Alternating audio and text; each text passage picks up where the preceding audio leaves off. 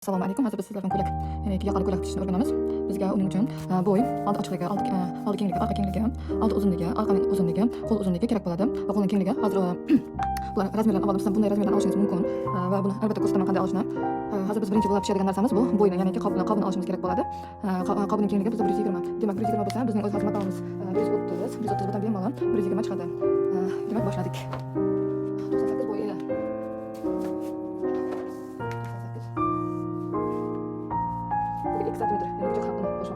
Bichib olamiz.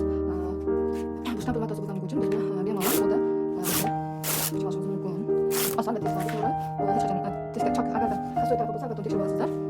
Bizga hozir chok hasoy tarafi bo'lganligi uchun shunday bichib oldim. Qo'l shunday bo'ladi. Bizga yetadi qo'l. Endi bu qo'lni old orqasini alohida bichib olishimiz kerak bo'ladi. Biz buklama bo'yicha bichamiz. Bundan bizga old orqasi uchun old qismiga 6 sm o'tkazib olib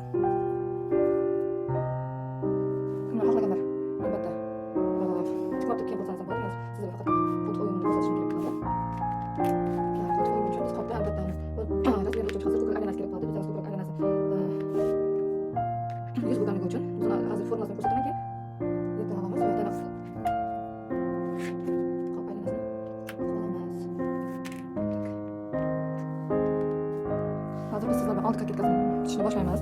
Old kaketkasi uchun bizga hozir razmerlarni ko'rsataman. Avval matamizni teklab qo'yib olamiz. Albatta 4 qavat bo'lishi kerak. Old kaketkamiz agar kimda matosi yetmasa, unda astalik qilish mumkin. Lekin men o'zimdan astalik qilishni afzal ko'raman, chunki buni oldin ochganda ichki matolar ko'rinadi, ya'ni astaliklar ko'ringani uchun o'zidan bichib olishni tavsiya qilaman. Bizga kerak bo'lgan oldingi kaketka uchun oldi ochiqligi, oldi kengligi kerak bo'ladi. Albatta oldi uzunligi, ya'ni 3 ta razmer bilan va yelka kengligi ham kerak bo'ladi. Bu o'zimizga yaqinlangan uchun, qaynagan uchun kerakligini uchun razmerlarni aniq bilaman. Juda ko'p vaqt o'tganman. Biz oldingi oldi ochiqligini hamisha 7 qilib olamiz, chunki bu standart, hammada bir xil bo'ladi. Xohlasangiz agarda sizlar o'zlaringiz asos andozani ko'rishingiz mumkin, lekin asos andoza kerak emas. Men matani o'zga bichamiz, tez va qulay bo'lishi uchun yelka kengligi bizda 36 2ga bo'lganimizda, ya'ni 36 ni 2ga bo'lamiz. 2ga bo'lganimizda bizda 16 chiqadi. 18 chiqar ekan, 18 ni ya'ni 1 sm cho'qqa qilib qo'yishib olamiz, 19 qilib, ya'ni 19 qilib belgilab olamiz. Albatta belgilab olishimiz kerak. Bu tarafda 2,5 sm, 3 sm, 2,5 sm albatta tushunadi, chunki yelkasiga uchun yelkamiz bizga 12.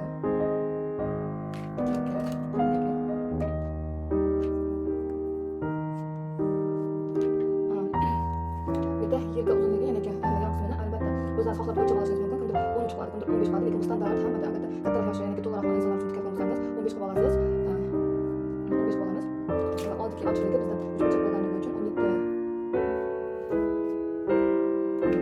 Va oldingi 32. Bu yerda hech qanaqa choq qilib tashlamaymiz, sababi bu tarafdan kirganda ham ikkalasi to'g'ri bo'lib chiqadi.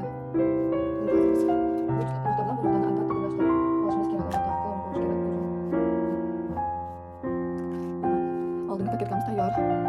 Oldin kaketkamizni himoya qo'shadi.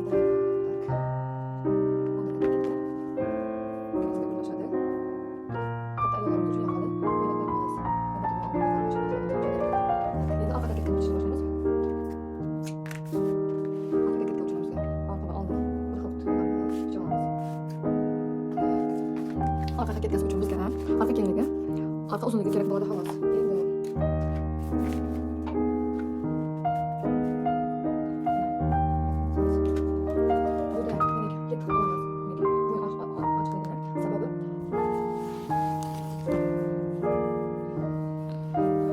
Endi kaketka qob qismini, ya'ni qob qismini tikib olamiz.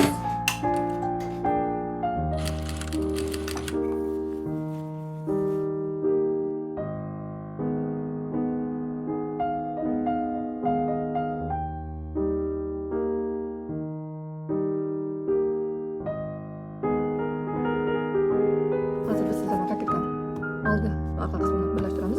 Bizga oldi qismidan 2 ta, ya'ni mana 1, 2, orqa kaketkasidan 2 ta va yoqa kerak bo'ladi. Hozir biz sizlarga birinchi yoqani tikib olamiz.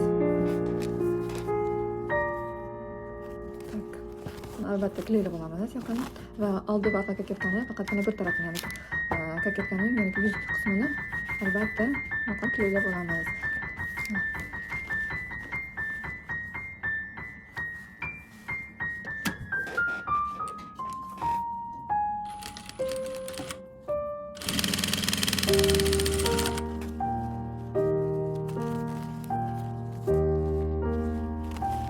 Agar tikishdan oldin utkilab olsalaringiz, ko'ryapsizlarmi? Chiziqcha qilib belgilab olsalaringiz adashmaysizlarki, chunki tekis bo'lib chiqadi. Tikayotganingizda tekis bo'lib, rovno shu yeriga bemalol qilishlaringiz mumkin.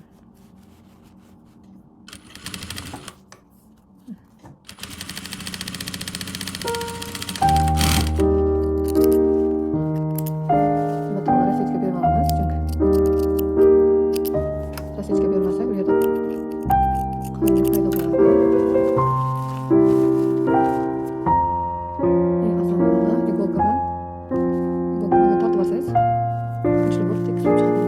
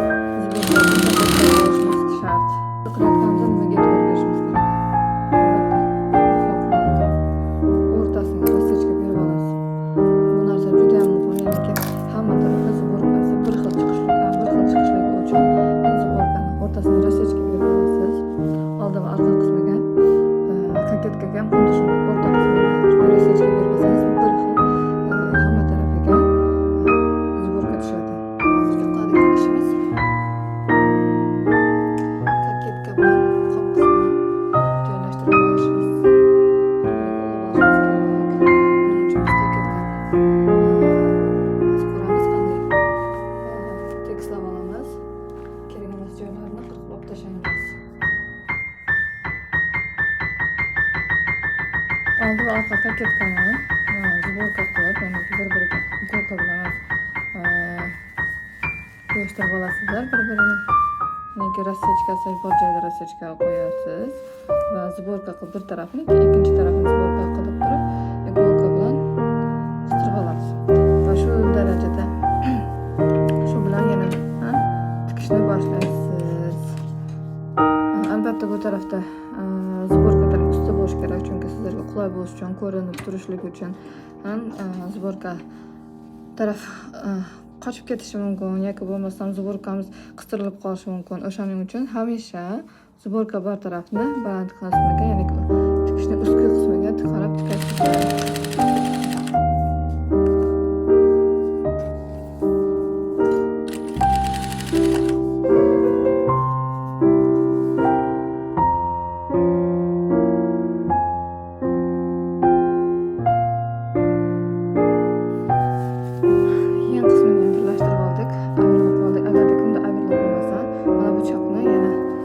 Chekkasidan qilib turib chaqqisilar ekan bo'ladi. O'shanda xuddi avirlab qo'shib cho'ttirib ketmaydi, o'zini ushlab turadi. Tak, yan qismini ham tikib oldik.